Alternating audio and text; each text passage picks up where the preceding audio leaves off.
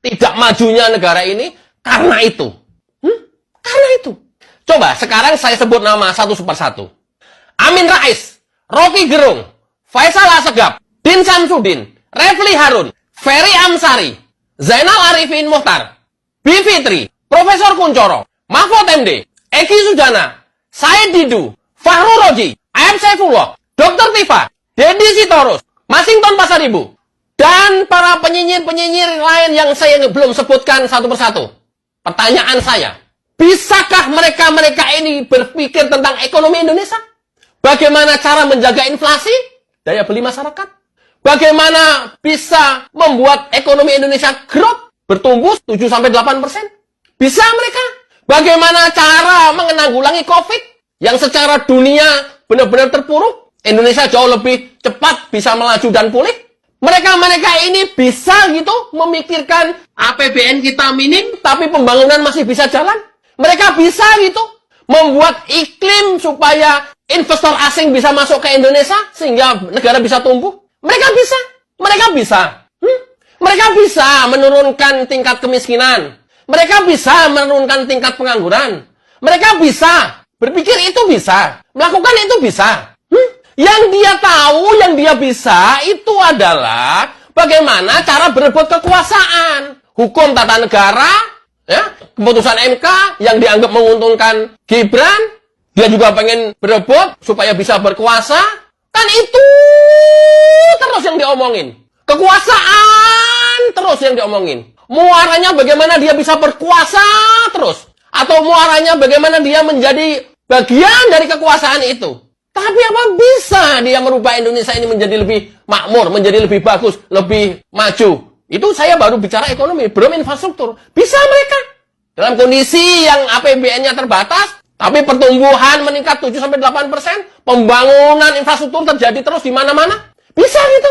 Bisa. Dia hanya bisa ngomongin masalah undang-undang pilkada. Dia hanya bisa ngomongin masalah keputusan MK. Dia hanya bisa ngomong masalah dinasti. Dan itu terus yang diomongin setiap hari. Nggak ada lain. Yang diomongin apa lagi? Demokrasi. Mengacak undang-undang.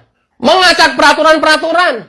Itu aja yang setiap hari dia didiskusikan. Tapi nggak pernah, nggak tahu bagaimana Indonesia menjadi maju, nggak tahu.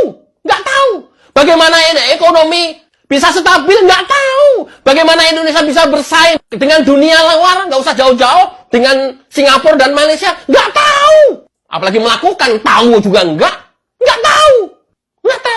Model Bivitri, Ferry Amsari, Zainal Mukhtar Arifin, bisa tahu?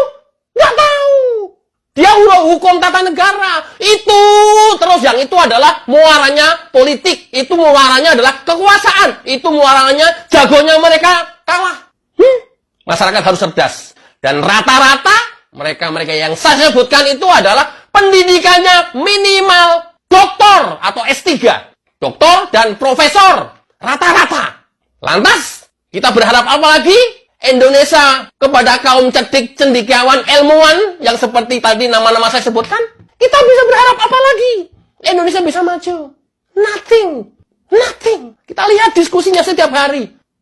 Bolak-balik masalah undang-undang pilkada, bolak-balik masalah putusan MK, bolak-balik masalah etik KPU, bolak-balik masalah itu muaranya karena dia kalah. Bolak-balik masalah Paman Usman, bolak-balik masalah dinasti, bolak-balik masalah Samsul. Apa ini?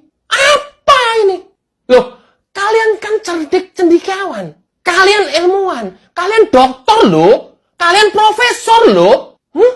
Ini saya nggak tahu sampai kapan, kita tunggu saja dan kita jalani. Pasca Jokowi, 5 tahun ke depan Prabowo, mudah-mudahan lebih dahsyat lagi dan lebih tegas lagi kepada orang-orang yang menyebarkan fitnah. Terima kasih. Wassalamualaikum warahmatullahi wabarakatuh. Saya